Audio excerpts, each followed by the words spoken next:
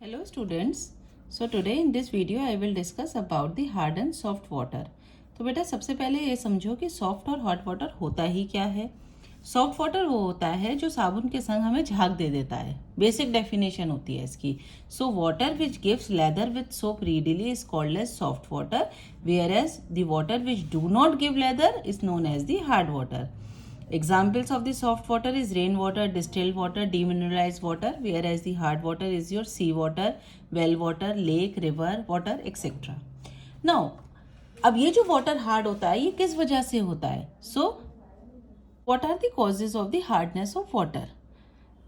What hardness of water is due to the presence of calcium and magnesium ions, और specifically बेटा यहाँ पे they are the hydrogen carbonates, chlorides, sulfates.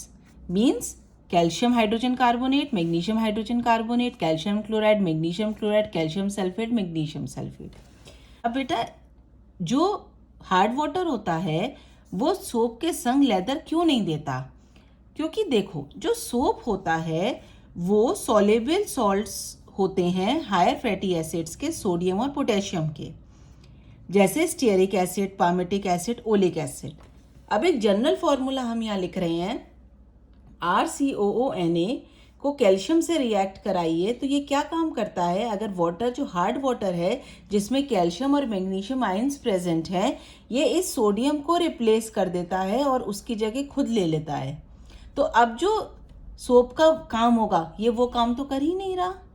So like this. अब अगर हम इसको थोड़ा सा एलैबोरेट करके लिखते हैं बेटा, तो देखिए बेटा, अगर हम यहाँ लिखते हैं C17 H35 COONA, इसको बोलते हैं बेटा सोडियम स्टीयरेट. ये क्या होता है? ये सॉल्युबल सोप है, आसानी से घुल जाता है. लेकिन जैसे ही कैल्शियम आयन इससे रिएक्ट करेगा ये क्या करता है? ये बना लेगा calcium stearate C17 H35 C double bond O COO whole twice calcium plus 2 times Na plus. तो यहाँ पे हमारा क्या लेंगे? 2 टाइम्स. तो यहाँ पे ये क्या बनाएगा? ये बनाता है कैल्शियम स्टीयरेट, और ये होता है हमारा वाइट प्रेसिपिटेट. तो अब उसने क्या करा कि इसने तो उसी को, साबुन को ही, तो जो है सोप को ही कन्वर्ट कर दिया कैल्शियम स्टीयरेट में. अब ये अपना वर्क ही नहीं कर पाएगा तो इसको हम वॉशिंग के लिए यूज़ कर ही नहीं पाएंगे. तो इसी वजह से इसमें जो बहुत सारा सोप होता है वो वेस्ट हो जाता है कैल्शियम और मैग्नीशियम आयंस को रिमूव करने में ही. तो इस वजह से जो हार्ड वाटर होता है वो वॉशिंग के लिए सूटेबल नहीं होता है. Now we come to the types of hardness. There are 2 types of hardness. One is called as temporary hardness, the other is known as permanent hardness. तो अब हम क्या करेंगे? अब हम इन दोनों हार्डनेस को अलग अलग डिटेल में स्टडी करेंगे. So the first one is your temporary hardness. Now this hardness is due to the presence of calcium and magnesium hydrogen carbonates. किसकी वजह से होते हैं? कैल्शियम और मैग्नीशियम हाइड्रोजन कार्बोनेट्स की वजह से होते हैं. And this can easily be removed by the 2 methods. ये can be removed by 2 methods. और ये जो मेथड्स होते हैं बेटा सिंपल मेथड्स हैं. The first is the boiling. हम क्या करते हैं? वाटर को सिंपली बॉईल कर देते हैं.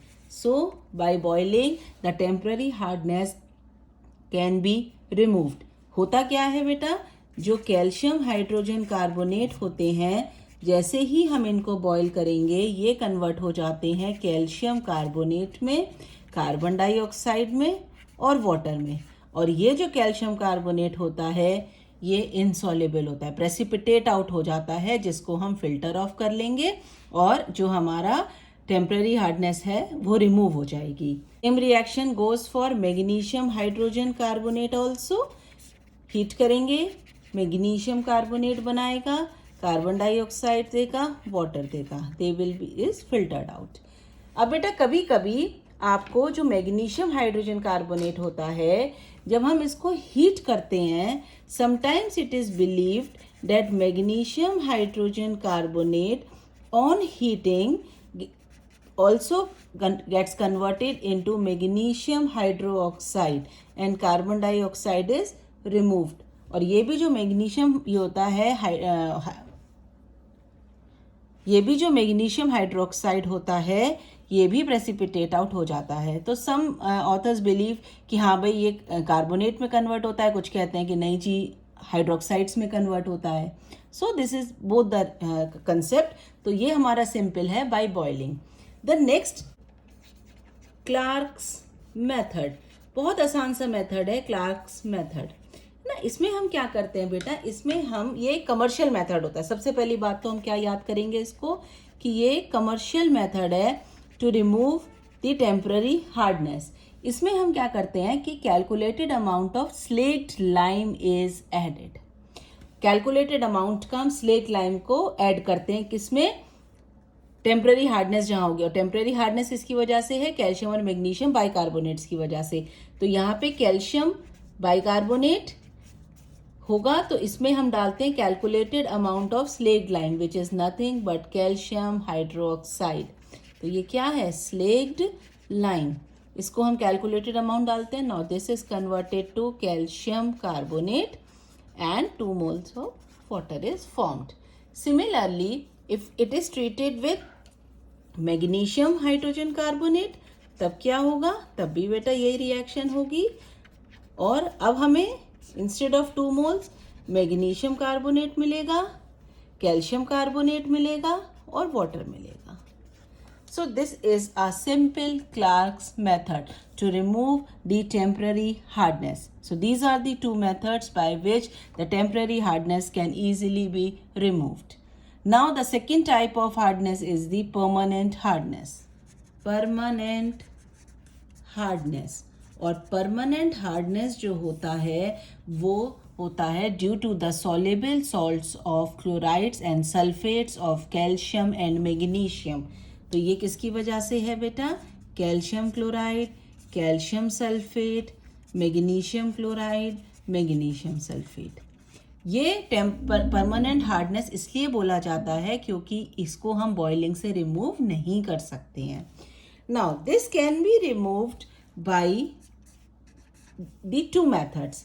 The first is called as the treatment with washing soda. और वॉशिंग सोडा क्या होता है हमारा, sodium carbonate. It is sodium carbonate.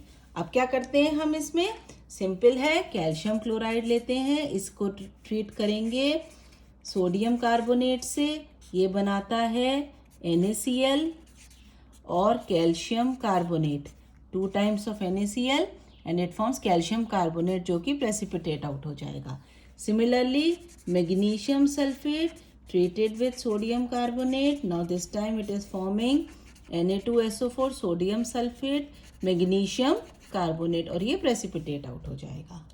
The second method is known as Calgon's method और इसमें हम यूज करते हैं बेटा सोडियम हेक्सा मेटाफॉस्फेट.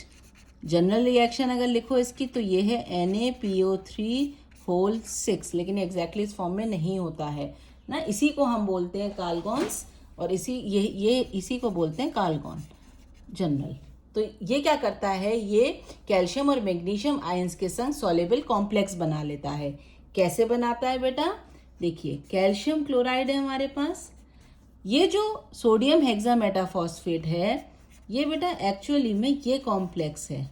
इसमें हमारे पास PO3 6, जो हमारे पास 6 सोडियम एटम्स हैं, 2 जो है वो स्क्वायर ब्रैकेट के बाहर होते हैं.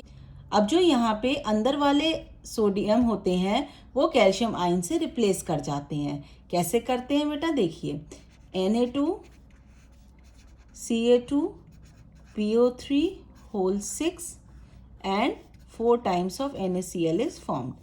Here it will be 2 times of calcium chloride. और ये क्या बनाता है, ये बनाता है सॉल्युबल कॉम्प्लेक्स। और ये सॉल्युबल कॉम्प्लेक्स क्या काम करता है, ये वाटर में डिसॉल्व हो जाएगा, तो हमारे पास जो कैल्शियम आयंस होंगे वो इसके संग रिएक्ट कर जाएंगे, सॉल्युबल कॉम्प्लेक्स बना लेंगे, और जब ये प्रेजेंट ही नहीं होंगे वाटर के अंदर तो वाटर जो है वो सॉफ्ट बन जाएगा। सिमिलरली अगर मैग्नीशियम आयन यहाँ प्रेजेंट, मैग्नीशियम सल्फेट का एग्जाम्पल ले लो एक, तो मैग्नीशियम सल्फेट अगर ट्रीट करेंगे सोडियम हेक्सामेटाफॉस्फेट से तो सेम रिएक्शन होती है बेटा। यहाँ पे Na2 Mg2 PO3 whole 6 plus 2 times Na2SO4. Here also it will be 2 times magnesium sulfate. It is also form the soluble complex. ये भी क्या बनाएगा, soluble complex. So this is known as your Calgon's method. The third method is your ion exchange method. Here inorganic and organic ion exchangers are used for this purpose. Now we will discuss each one in detail. So the first one is your inorganic ion exchangers, and this method is also known as permuted method. This method is also called as zeolite or permuted process. यहाँ पे क्या होता है बेटा, जो ये zeolite या permute होता है, this is nothing but your sodium aluminium silicate. क्या होता है ये, sodium aluminium silicate, sodium aluminium silicate.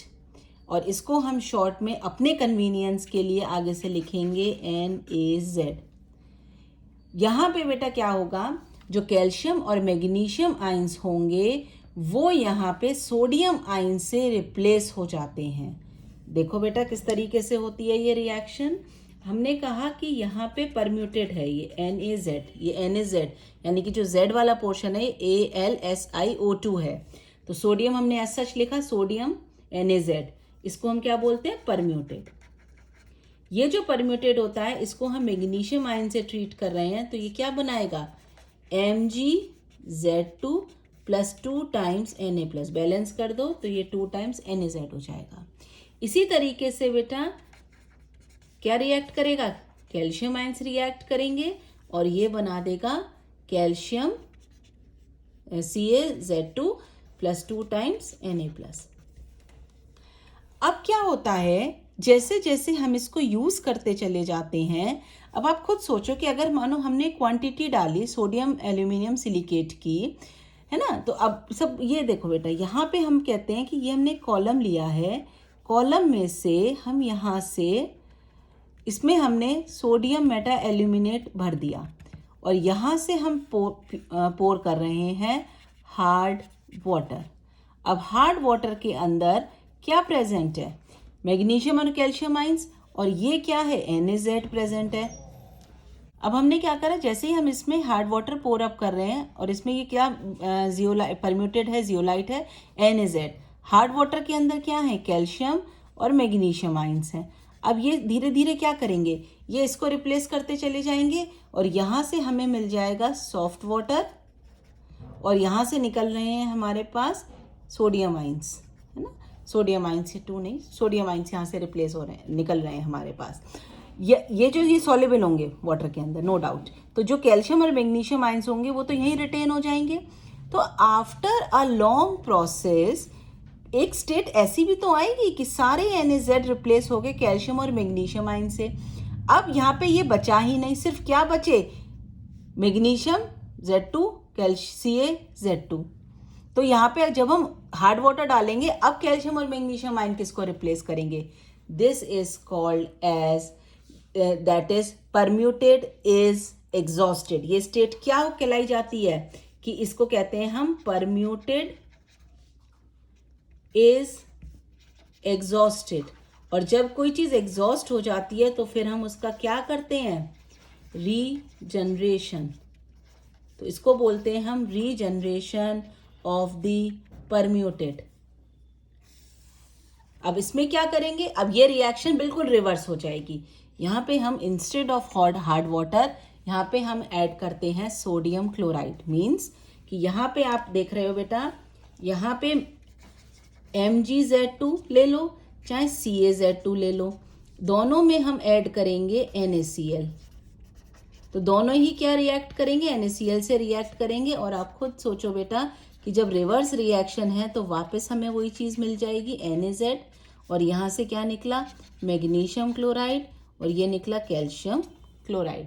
तो जब तक हम करते चले जाएंगे, NaCl डालते चले जाएंगे, जब तक हमारे पास सारे मैग्नीशियम और कैल्शियम जो है कन्वर्ट नहीं हो जाते NaZ में। This is called as regeneration of the permutit. अब यहाँ पे बेटा क्या होता है, अब आप कह सकते हो कि भाई इसका एडवांटेज क्या है इस प्रोसेस का।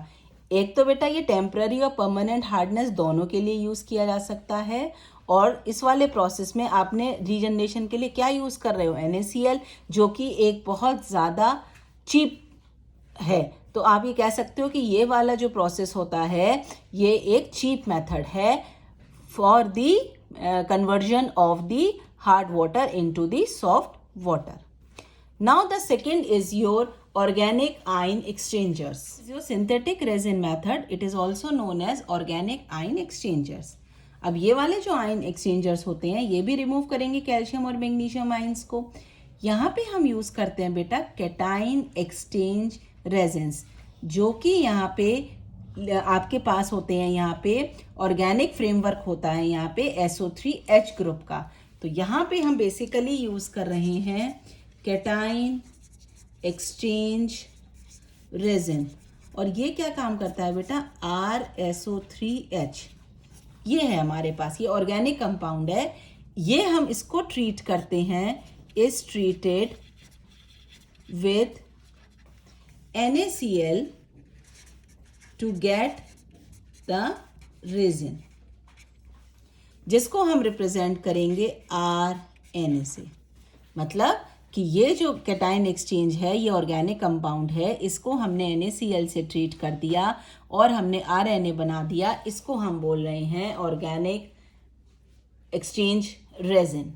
सिंपल है, जैसे वहाँ हमने NaZ लिखा था, यहाँ हमारा RNA है।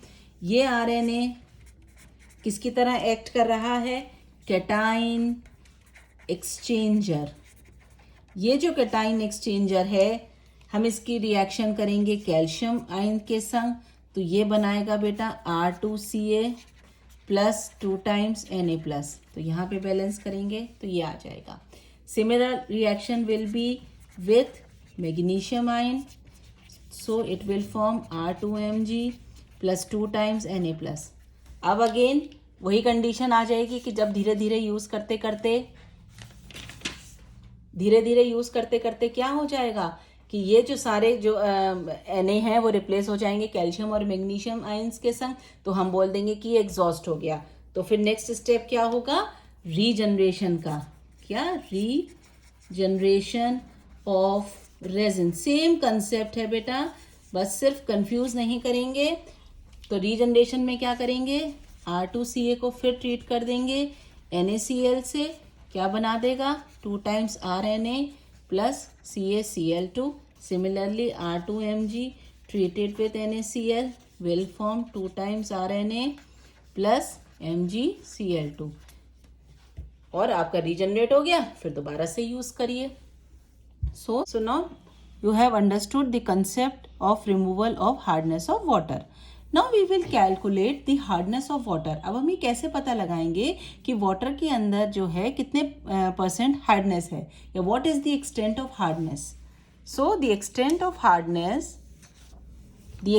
hardness is also known as degree of hardness, and it is defined as the number of parts by weight of calcium carbonate present per million parts by weight of water.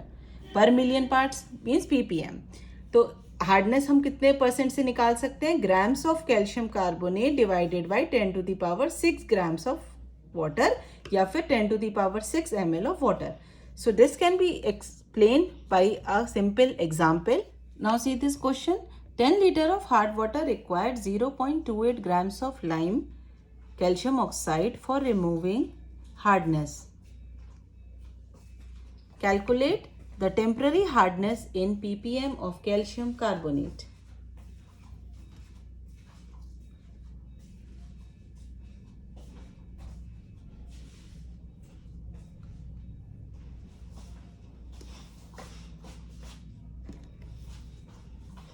अब देखिए बेटा, सबसे पहले तो हम जो यहाँ पे रिएक्शन लिखेंगे, क्योंकि ये सिंपली आपसे कह रहा है कि टेम्पररी हार्डनेस, और टेम्पररी हार्डनेस होती है हमारी कैल्शियम हाइड्रोजन कार्बोनेट की वजह से या मैग्नीशियम हाइड्रोजन कार्बोनेट की वजह से।